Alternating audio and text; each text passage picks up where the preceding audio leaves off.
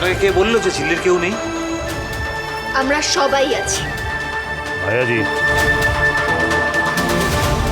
আজকে আপনাকে একটা কথা বলি, আর কোনোদিন ভুলবেন না কথাটা। ঝিল্লিমা আমার মেয়ে। হ্যাঁ, আমি হচ্ছে ছোটকা, আমার ভাইজি, আর কোনোদিন বলবেন না কথাটা। সুতরাং বুঝে গেছেন তো, এই বাড়িতে খেয়ালি যা ঝিল্লিও তাই। এই কথাটা খুব ভালো করে নিজের মাথার মধ্যে ঢুকিয়ে নিন। এইসব জিনিসগুলো বের করুন।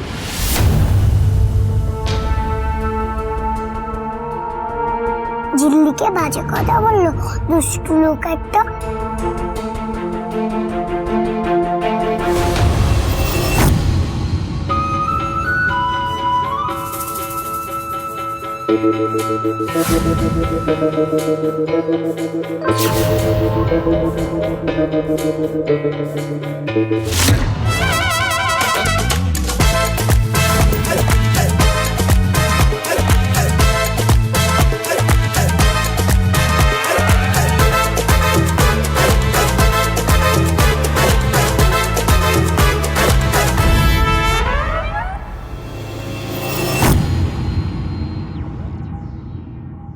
ওঠো,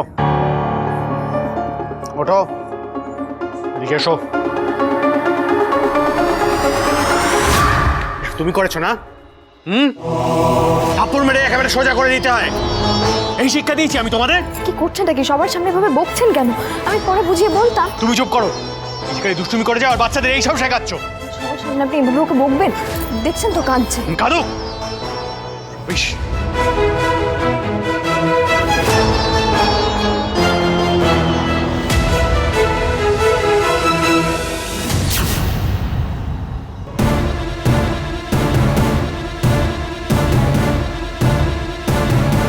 ছাড়বো না, এই শোধ আমি তুলবই।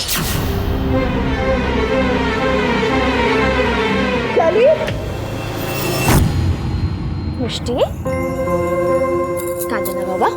আমি আজ সন্ধ্যেবেলা একটা সুন্দর ঘাগরা এনে তোকে পরিয়ে সাজিয়ে দেবো, কেমন?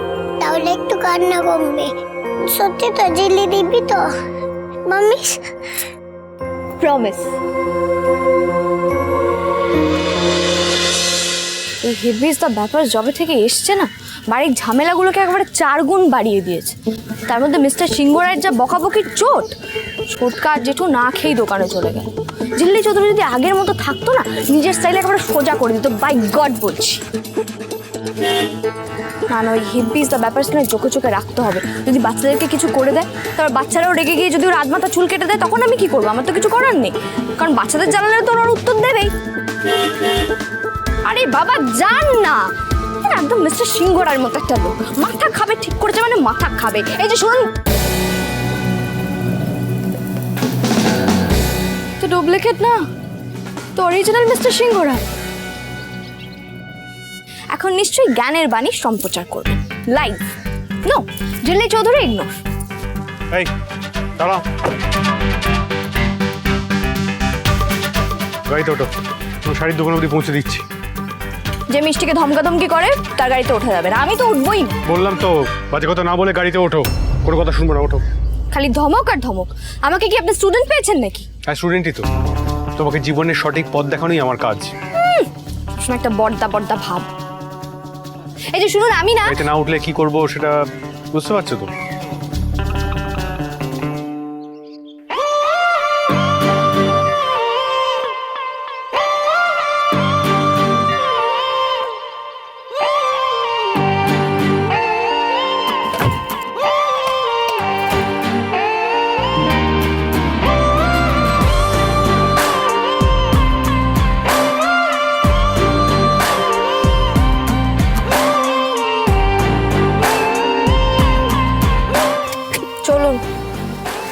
আপনাকে এই দোকানের রাস্তাটা বলে দিতে হবে না? চেনে আপনি তো আবার ঝোড়া ওয়াটার্স। বাড়ির শাড়ির দোকান নিশ্চয়ই আপনার কাছে কোনো একটা রাবিশ ব্যাপার হবে। যেটা জানো না সেটা নিয়ে কথা বলো না।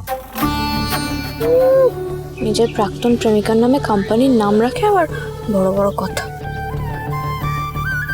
কি বলে তুমি? হ্যাঁ, শিমুল বুড়া বস্ত্রালয়, বলুন। তাই নাকি? আরে বাপ রে বাপ রে বাপ, হ্যাঁ হ্যাঁ হ্যাঁ নিশ্চয়ই নিশ্চয়ই। অশোক, হ্যাঁ আপনারা দেখুন। হ্যাঁ হ্যাঁ হ্যাঁ হ্যাঁ হ্যাঁ বল বল। কি খবর দা? একটা ফ্যাশন ডিজাইনিং কোম্পানির অর্ডার, বিশাল অর্ডার। কি বলছো? হ্যাঁ রে, হ্যাঁ হ্যাঁ হ্যাঁ বল। হ্যাঁ আরে এত পুরনো ব্যবসা আমাদের, কেন পারবো না? নিশ্চয়ই পারবো। জেঠু, হ্যাঁ হ্যাঁ ও জেঠু, হ্যাঁ হ্যাঁ হ্যাঁ বল। আরে বাবা, কি ব্যাপার ঋষি বাবু? হ্যাঁ, ঝিল্লিকে নিয়ে লং ড্রাইভে নাকি? ঠিক সময় পাঠিয়ে দেবো। আবার সেই এক কথা, এবার সব কাস্টমার চলে যাবে এবার। হ্যাঁ তো কোনো চিন্তা করবেন না। হ্যাঁ ধন্যবাদ, অনেক ধন্যবাদ, অনেক ধন্যবাদ। হ্যাঁ হ্যাঁ হ্যাঁ এইটাই আমার নাম্বার। হ্যাঁ হ্যাঁ। মা লক্ষ্মী, আমার মা লক্ষ্মী, এই দোকানে প্রথম পা রাখলো সঙ্গে সঙ্গে এত বড় একটা অর্ডার। রিচি এত বড় অর্ডার আমাদের এই শিমুলপুরা বস্ত্রালয় কোনোদিন সাপ্লাই করেনি। স্বয়ং মা লক্ষ্মীকে নিয়ে এসেছি যে রিচি। মা লক্ষ্মী, আমার মা, আমার মা লক্ষ্মী, মা লক্ষ্মী। তোমরা বড় সুপারস্টিশিয়াস, জানো তো? জাস্ট একটা কোইন্সিডেন্স ছাড়া আর কিছু না। আরে কি বলছিস ঋষি? হ্যাঁ, দাদার কথাকে হেলাফেলা করবি না, একদম ঠিক কথা বলেছে দাদা, একেবারে ঠিক কথা।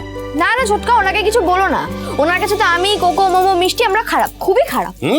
সে তো বটেই, খারাপ না হলে হয়? এই বাড়ি থেকে দুপা দূরে দোকান, সেখানে তোমাকে ছাড়তে এসেছে খারাপ। আরে তোমরা সবাই জানো ইটস অন দ্য ওয়ে। আমি অফিসেই যাচ্ছিলাম, ভাবলাম ছেড়ে দিই। এনিমে অনেক কাজ আছে, অফিসে যাচ্ছি আমি। এই ঋষি, আমি বাড়িতে এমন ঝামেলা হলো, তোমরা না খেয়ে বেরিয়ে এলে। এনো দে, কাকি তোমাদের জন্য খাবার পাঠিয়েছে, খেয়ে নিও কিন্তু। হ্যাঁ জেঠু, বলছি শোনো না, আমার না একটা ঘাগরা লাগবে মিষ্টির জন্য। ও মিষ্টির জন্য খাগড়া? আচ্ছা আচ্ছা ঠিক আছে, নিয়ে যাবো সঙ্গে করে। টাকাটা কিন্তু নিতে হবে জেঠু। হ্যাঁ, আমি একবার রোজগার করা শুরু করি, তারপরে এসে তোমাকে টাকাটা দিয়ে যাব। নেবো তো। আমার মা লক্ষ্মী তার রোজগার করা টাকা দেবে, আমি না নিয়ে থাকতে পারি? নেবো নেবো। মা লক্ষ্মীর টাকা নিয়ে আমি আমার দোকানের লক্ষ্মীর ঝাঁপিতে রেখে দেবো। আজ রানা আমার বুকেতে যে দাগাটা দিল, তুই পারলে ধীরে ধীরে সেই ক্ষতটাকে সারিয়ে দিস মা, কেমন? জেঠু, তুমি কষ্ট পেও না, দেখো একদিন সব ঠিক হয়ে যাবে।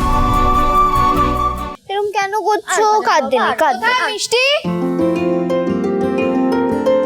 এই তো দেখ ঝিল্লি চলে এসছে। ঝিল্লি, তুই আমার জন্য ঘাগরা এনেছিস? হ্যাঁ এনেছি তো।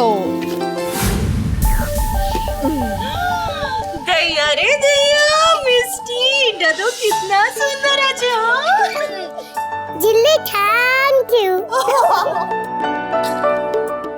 তোদের ছোটবেলাটা আমি কিছুতেই আমার ছোটবেলার মতো হতে দেব না, কিছুতেই না।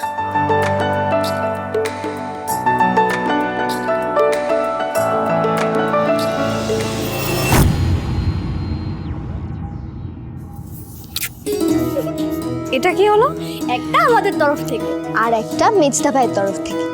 সত্যি ঝিল্লি, তোমার মতো করে না বাচ্চাগুলোকে কেউ ম্যানেজ করতে পারে না, জানো? এটা তো চোর একটা ছবি। মেজদা ভাই, তিনি তো ঝোড়াতে নিবেদিত প্রাণ, ঝোড়াই ওনার জান প্রাণ জানেমান। আর এই ঝিল্লি চৌধুরী হলো শুধু বকুনির পাত্রী। ঘাগরা ঘাগরা নিয়ে আতিথ্যতা করা হচ্ছে, পড়াচ্ছি আমি ঘাগরা। আমার বাবাসকে উল্টে ফেলে দিয়ে আমার এই রিসেপশনে ঘাগরা পরার জন্য নাচানাচি করা হচ্ছে, দেখাচ্ছি মজা।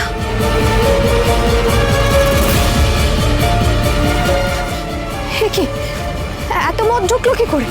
ওরা তো কাপড় কাটছে। এই মদ কাটবে কাপড়, আর তোর সবে ছিলি। ঝিল্লি চৌধুরী, তোমাকে কিছু একটা করতে হবে। কোথায় সবাই? দেখো তোমরা, তোমাদের আদরের ঝিল্লি তোমাদের ক্ষতি করার জন্য কাপড়ের দোকানে মদ ঢুকিয়েছে। How dare you! কি প্রমাণ আছে? প্রমাণ আছে। এই মদ কেলেঙ্কারির ভিলেনের মুখস্থ আমি খুলব। ধাপ্পা সুজনে সুজনে রয়েছে যেন তেঁতুল পাতা।